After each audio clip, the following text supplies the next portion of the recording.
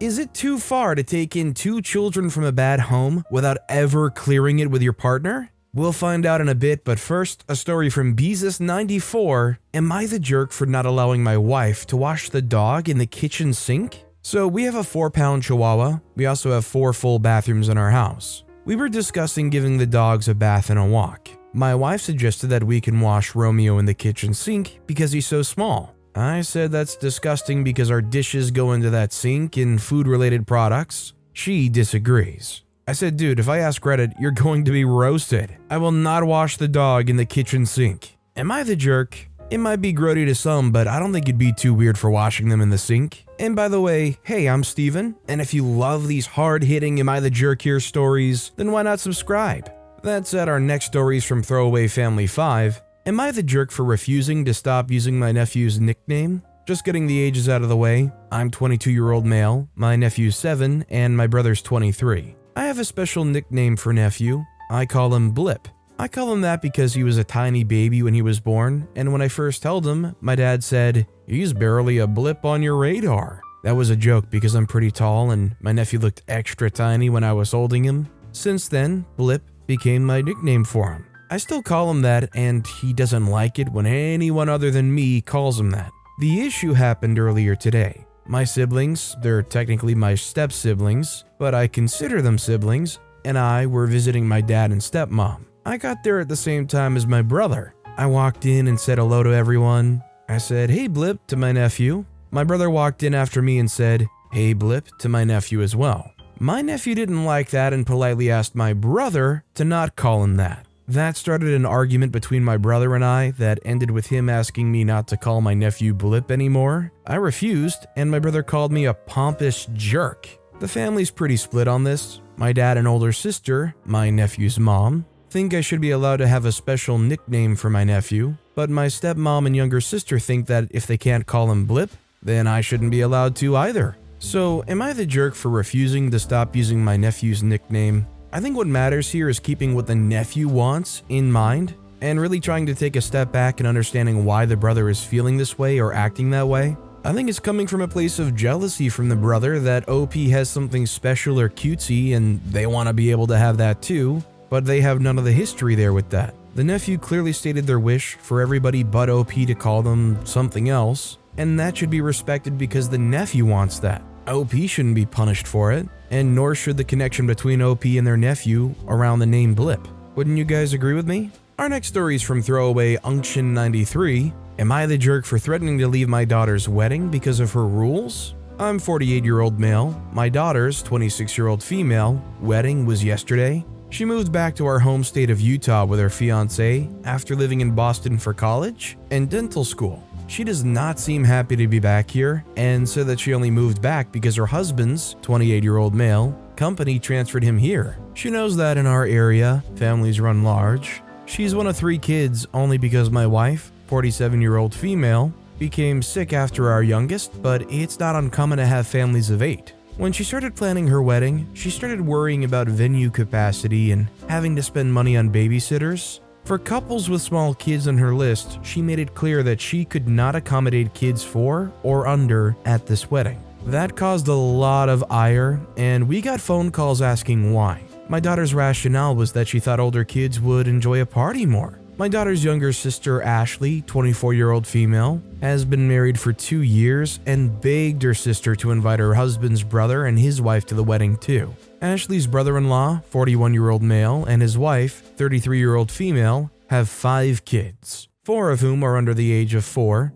When they RSVP'd, they indicated that they'd only be bringing their 8-year-old daughter. I know Ashley's husband's brother well, as he funded my brother's new business and employs Ashley's husband, my son-in-law, in a job that allows Ashley and him to be full-time parents to their kids. However, that side of the family took a while to warm up to Ashley, as they're wary to newcomers. So the day of the wedding comes, and everybody arrives with the kids they RSVP'd for, and then Ashley's brother-in-law arrives early with all 5 of their kids in tow. The nanny they have for their kids are not there. My daughter's angry when she hears of this, and their explanation is that their younger kids were upset, and they wanted to be in these wedding pictures too. An argument ensues where my daughter says that they had on-call nannies and just for whatever reason decided this was the event they didn't want to leave their kids for. I look over and Ashley's getting upset and her brother-in-law and sister-in-law won't budge. The toddlers are getting anxious and starting to loudly cry, and I finally tell my daughter to just let them in or we'd be here forever. She asked why I was taking their side, and I finally say that she either lifts the child-free policy for family or just cancel the wedding because I was done with her rules and leaving. My daughter says, "Really, Dad? Way to take sides." She then stormed off, and there was a minute where she considered walking down the aisle with her future father-in-law. She ended up relenting, but says her wedding is marred by this event. Am I the jerk? I was afraid that this would become this standoff and Ashley would face ire from her in-laws. Personally, I think OP is the jerk. Clearly, OP feels a certain way about whether or not you should ever have some kind of child-free policy at a wedding. But the fact of the matter is, OP's daughter wanted this child-free policy and it wasn't respected. There's not much of a bigger event that you can throw than a wedding. You had a very clear, comprehensive rule, and it was straight up ignored because they were selfish. So yeah, I agree. Way to go, Dad. Way to take sides. Our next story is from No Philosopher 716. Am I the jerk for calling my sister's wedding a knockoff of my own? I've always been the favorite among my siblings. As the baby of the family and the only boy, I got doted on a little extra. This extra doting increased when I expressed an interest in dance and actually discovered a talent for it. This makes sense in my mind. My schedule required more time and money devoted to it since I now had to be taken to classes and showcases, needed the proper attire, etc. There were a few years of tension between my sisters and I, especially during our teen years, where it seemed like they blamed me for what was going on, or expected me to apologize for our parents' choices, something I adamantly refused to do. Tension seemed to ease some when we went our separate ways. My sisters stuck around in our hometown to get jobs, while I moved to a city about an hour away for college. I met my now husband there, and despite what my parents tried to talk us into, we got married in a tiny ceremony at the local courthouse where only immediate family was present. We had a party with our close friends and family later to celebrate, but the ceremony itself was just like we wanted. A small part of an intimate and peaceful day focused on my partner and I. My oldest sister got engaged a couple of months ago, and my parents jumped at the chance to start planning an over-the-top wedding. I've been around for some of it, and a lot of what's being offered to the new happy couple is what was suggested to my husband and I when they were trying to convince us to have a big wedding. This didn't bother me at all. In fact, I was happy that my sister was getting what seemed like the wedding of her dreams. Unfortunately, it seems she's still holding a grudge over what happened when we were kids, and has made multiple jokes about how she's the favorite now and that this is payback for all the things that she missed out on when I was being chauffeured to dance practice. I took the first few in stride, but it's getting tired now that it's been repeated so many times. I recently told her that the jokes were getting old, but that still didn't stop her. I finally had enough last night, and after a few drinks at a little weekend family get-together, I told her that her wedding was essentially a knockoff of mine, and that I doubted our parents would be putting this much effort in had I gone through with the extravagant plans they wanted me to a few years ago. She left the room in tears, and I've gotten mixed reactions from family over what I said. Am I the jerk? I feel like OP was baited into stooping to their level. Honestly, I don't know if I really blame them with all the prodding, but I definitely feel like this was one of those situations where you probably just should have took the high road. Honestly, maybe the whole thing is a greater symptom of OP actually having been the favorite child with special treatment. This might legitimately be the first situation where the parents are doting on the other kids as much as they had doted on OP all of their life up to this point. Either way, I think signs point to OP being the jerk here. Our next story is from Foundtown Pound 123. Am I the jerk for calling the police on my younger sister? I was saving all year for a birthday present for my son, who's turning 14 this year. I was able to get him a bike, and he's been wanting one for a while since he grew out of his old one about a year ago. His birthday is next Friday, and he's been extremely excited. The bike was kept in my parents' garage, and my sister, who's also 14, decided to take it out for a joyride and managed to get it stolen. I told her she had to find it in 24 hours or I'd call the cops. My parents thought I was just trying to scare her, but I really wasn't. I'm a single parent and saved for months just to get it. My sister couldn't find it, so this afternoon I called the police, and they've told me they probably won't be able to get the bike back, but my sister will end up getting a slap on the wrist. My parents are mad at me because I have the potential to ruin my sister's life with this. Am I the jerk? I think OP's not the jerk here because, considering the parents' reaction, it just does not seem likely that the younger sister would have any kind of punishment here. And let's be real, considering they're 14 years old, I doubt the law is going to come down very hard on her. But she definitely needs some kind of way to learn that what she did here was awful. And using the legal system in that way is probably the only way they would have really been held accountable, or at least have their eyes opened to how awful it was and the ramifications for doing so. Our next story is from Toast W Jelly 657. Am I the jerk for asking my mother and father-in-law to choose between their two daughter-in-laws? Right before I was about to leave for my mother and father-in-law's house, I got a phone call from my husband. Husband was extremely upset and asked me if I'd left for his parents yet. I said no, and he told me he needed to make me aware of a situation. A few hours before, his father called him and shared with him screenshots of a dating app profile containing my name and photos. Before I could say anything, my husband reassured me he knew it was fake. A few things that tipped him off. 1. The screenshots from my profile said less than a mile away, when referring to the distance of the user. 2. It was my sister-in-law who found the account. My straight, female, and married sister-in-law just randomly decided to go on Bumble and somehow fell upon my profile, even though we live over 100 miles apart. When I got to mother and father-in-law's house, father-in-law rushed out to talk to me. He told me I had every right to be upset, but asked me to be the bigger person and not cause any more unnecessary drama. When I got to sister-in-law, initially she denied everything, but after about 2 minutes, she couldn't keep her story straight. Instead of apologizing, she just started bawling her eyes out. She blamed the whole thing on pregnancy hormones and tried to play it off as a joke. My mother and father-in-law both pulled me outside to try and get me to calm down. I asked them why they were taking her side. They told me there were no sides and they were just trying to keep the peace. After they said that, I lost it and told them keeping the peace is just an excuse used by enablers.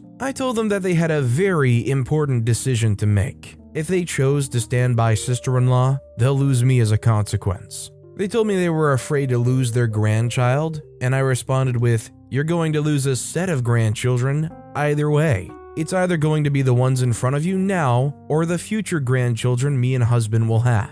My husband and I are on the same page, and we've both agreed to cut contact with his family unless some kind of just consequence for sister-in-law happens. I definitely don't think OP's the jerk here. It's kind of easy to try to argue, oh well, you shouldn't punish the grandparents here, the father and mother-in-law. But the heart of the issue is they're not acknowledging what sister-in-law did, and like OP kind of said, they're pretty much enabling it. If they can't even look you in the eyes and recognize that what they did was wrong and agree that some punishment is necessary, I mean, what's stopping you from just outright saying they're supporting that behavior then? Our next story is from Inksy617. Am I the jerk for telling of my existence to my siblings despite my stepmother's wishes, therefore causing a big fight between them and then refusing to help stepmother divert the blame? Where do I even begin?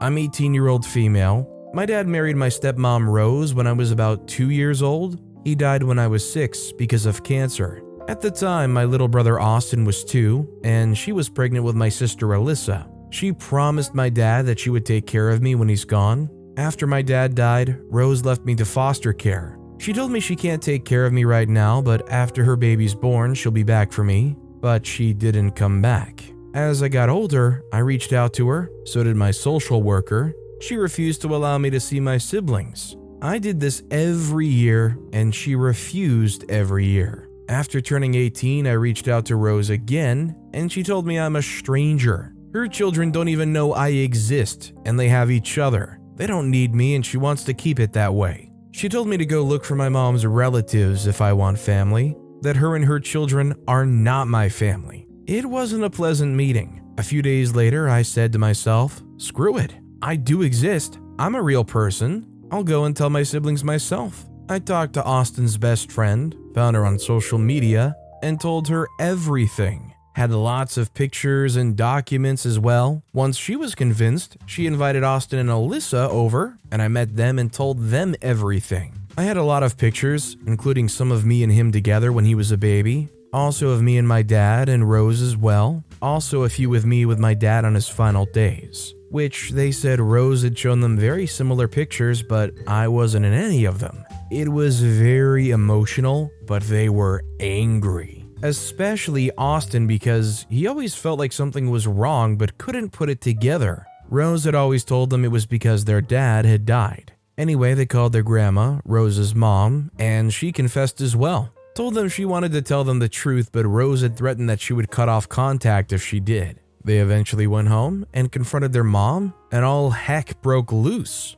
Rose was initially furious with me, even called the police. They dismissed her after talking to Austin and Alyssa, called me and said some very nasty things about me, my mom, and my dad's mom for some reason too. They're both passed away. Anyway, I talked to my siblings a few more times, and a couple of days later, Rose called me again and told me she's happy to let me see my siblings and have a real relationship. She lost the war with Austin and Alyssa and invited me over. I went there and had a good day with them. Then she asked me to help her make amends with the kids, to tell them that her not telling them about me was a mutual decision between her, my social worker, and my dad, because they all believed it would be best. She wants this so that she can move on and for the kids to stop blaming her. So far, I've refused. Am I the jerk for what I did, telling my siblings the truth, and what I continued to do, refusing to help her blame my dead dad for this, basically? Absolutely not the jerk.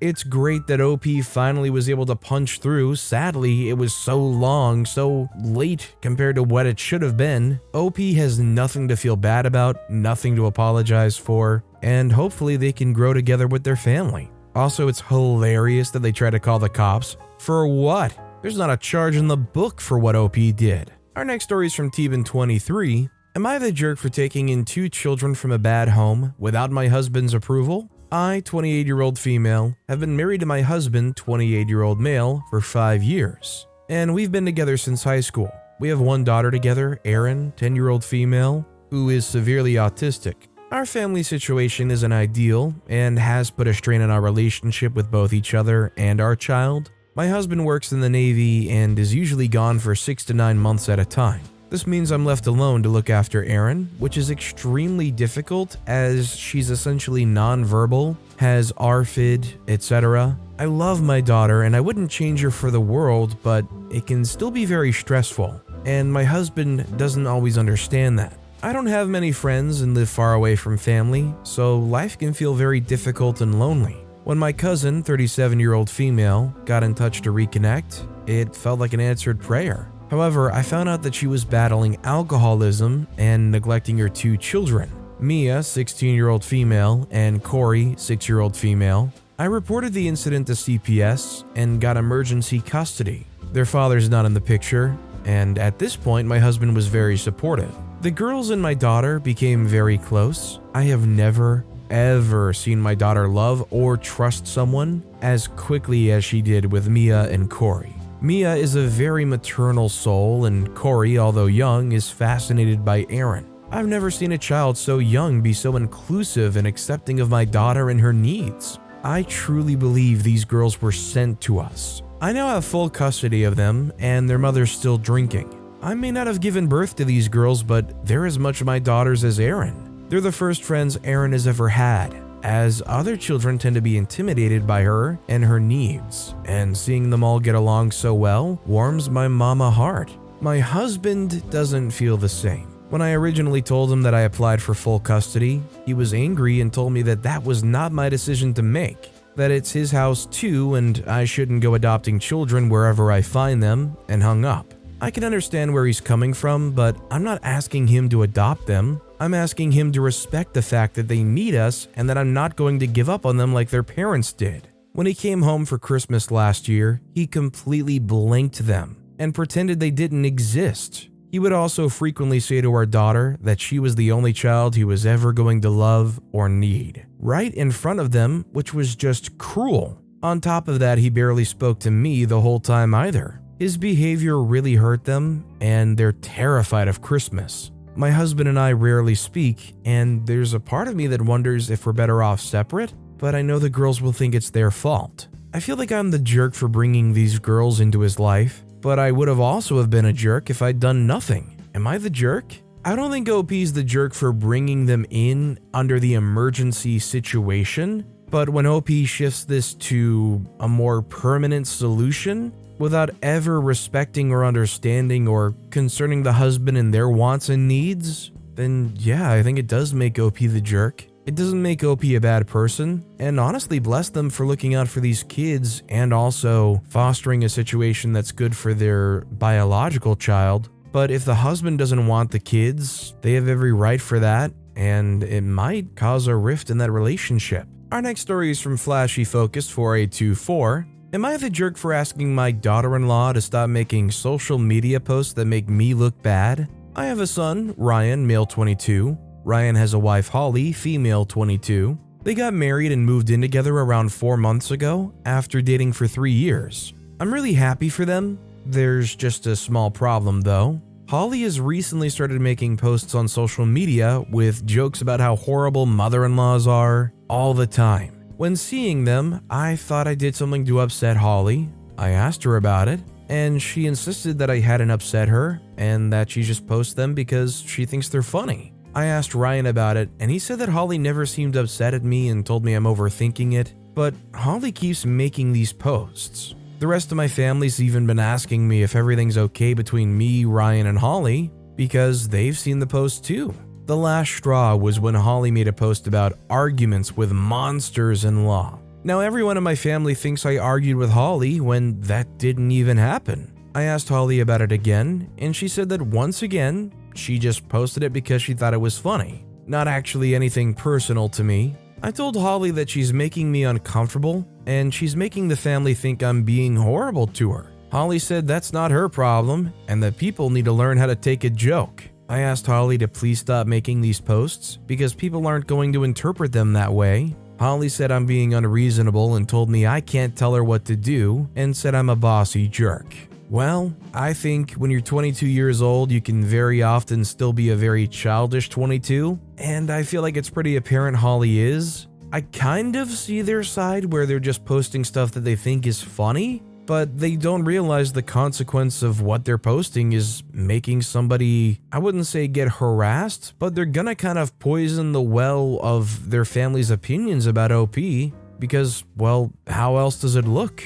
It might cause a flare-up, but I feel like if I was in OP situation, I would have some write-up explanation paragraph to leave as a comment on every single one of these posts, explaining that it has nothing to actually do with OP and that they haven't fought and that they've even asked these kinds of jokes to stop being shared. It might cause an argument, sure, but it might also help save OP's public opinion amongst their family. This next story is from Specific Maine 5699. Am I the jerk for canceling the family vacation because my husband gave our kids tickets to his widowed cousin's kids? Me, female 33, and my husband Chris, male 36, planned a 1-week vacation to an out-of-state ski resort with our 2 kids. His cousin Martin, male 38, lost his wife to cancer 6 months ago. She left behind 2 kids nearly the same age as my kids, 6 and 9. My husband is devastated for his best friend's loss. They're so close that he sees them as a friend.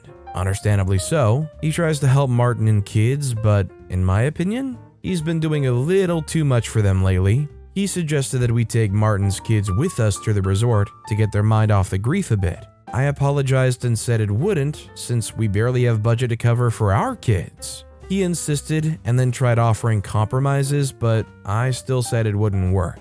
He was obviously pissed, but dropped it eventually. 2 days before the trip, I found out that my husband booked 2 tickets for Martin's kids instead of our own kids. I was the one paying, but he insisted on handling the booking and making reservations. I was stunned. I called him out on it, and he apologetically talked about how Martin needs some alone time away from the kids, how the kids need a breather, and how they need this vacation more than our kids do. I flipped out at him, asking if he was seriously okay with prioritizing other kids over his own.